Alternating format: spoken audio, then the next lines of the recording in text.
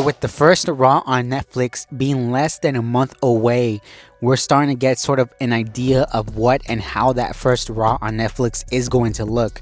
So a few days ago, there was sort of a media outlet event in which WWE stars and WWE Triple H, Nick Khan, and whatnot were meeting with Netflix executives, and they were kind of discussing sort of to the media how and what this is going to look like on Netflix on that first January 6th episode of Raw on Netflix. And sort of one thing that was a talking point among wrestling fans was the fact that a lot of people kind of figured that Raw on Netflix, they're no longer going to be restrictive to sort of television ratings. They're no longer going to be restrictive to sort of television PG and whatnot. And a lot of people figured that they were going to get some sort of Attitude Era hybrid, some sort of TV 14, some sort of TVR rated type thing with the Raw on Netflix move.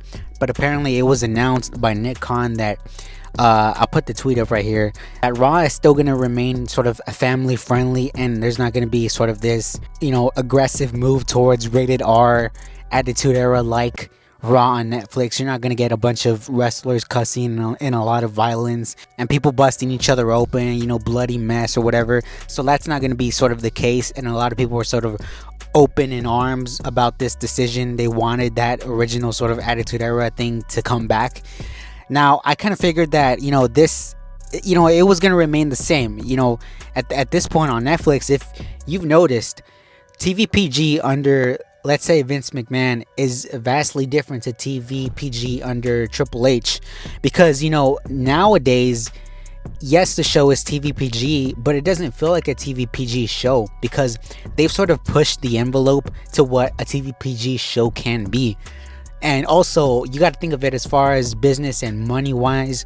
It's not going to be a smart move to sort of move away from the PG rating because, advertisers, they might lose advertisers if, the product gets all of a sudden grittier and darker and whatnot. Plus, right now, there's sort of this good balance where the stories are hitting and there's no necessity really to be, cussing and, blood everywhere and whatever. When the story calls for it, then you can use it. For a perfect example, just take a look at CM Punk and Drew McIntyre. So I figured this was kind of no surprise. I figured that on Netflix, they are going to be a little bit less handcuffed as far as, the ratings and whatnot goes, and as far as what they could get away with. So sticking with the theme of Raw on Netflix, one man that I 100% see that's going to be at Raw on Netflix on that first January 6th episode is The Rock, right? The Rock hasn't been seen on WWE television ever since Bad Blood. We still don't even know what that even meant, right? His appearance at Bad Blood, what does that even mean? Is he going after Cody Rhodes? Is he going after Roman Reigns? We don't really know, what his deal is as far as his current role right now. But I'm sure he's 100% going to be on that first Raw on Netflix episode. Apparently, there was some rumors going around that The Rock isn't even scheduled to be sort of competing at WrestleMania 41. Apparently, the company is writing stories as if The Rock isn't going to be available for WrestleMania 41. Now, listen, The Rock can do whatever The Rock wants to do at this point. The only people that know whether or not The Rock is going to be at WrestleMania is The Rock, Brian Gewirtz, and Nick Khan. Those are the three people that are going to know for sure, that probably already do know whether The Rock is going to be at WrestleMania 41, right? I'm sure Triple H doesn't even know right now, because, take a look at it last year, right? Last year around this time, apparently Triple H had 80% of the WrestleMania build already sort of in his head, right? He already kind of had it finalized. Then The Rock came back early February and kind of threw a wrench into all of his plans. So I don't think we're going to know exactly whether The Rock is going to be at WrestleMania until January. But I 100%, it's in Vegas. It's going to be a huge WrestleMania. It's going to be Cena's last WrestleMania.